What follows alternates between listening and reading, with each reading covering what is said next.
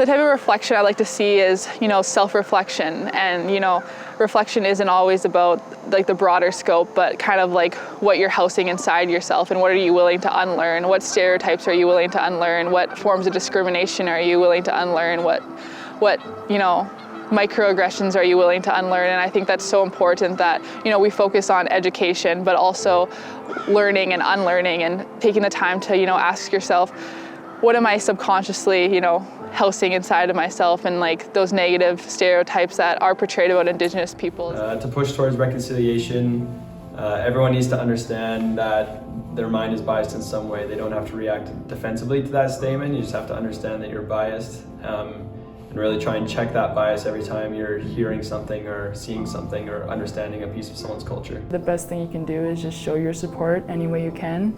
I think that you never know how much it could warm someone's heart just seeing that you support what they believe in. Last year on Truth and Reconciliation Day, I watched a documentary about it, and I learned a lot more about residential schools, and that really changed it for me and made me realize what actually happened, and so I'd recommend that to kind of anyone. We must amplify Indigenous voices, educate ourselves, and reinforce the need for change. I'd like to see us all Canadian citizens work towards us to know that we are all treated people. I want Canadians to have empathy and not apathy, because these issues are affecting a lot of different people. It's not just an Indigenous issue, it's an issue that affects everyone, and we need to work together to make a difference. People need to be educated about whose land it was first, and what are the steps we could take forward to grow and educate society. Listening and wanting to listen and creating the space for yourself to learn about what has happened and what's continually happening and what's currently happening, I think that's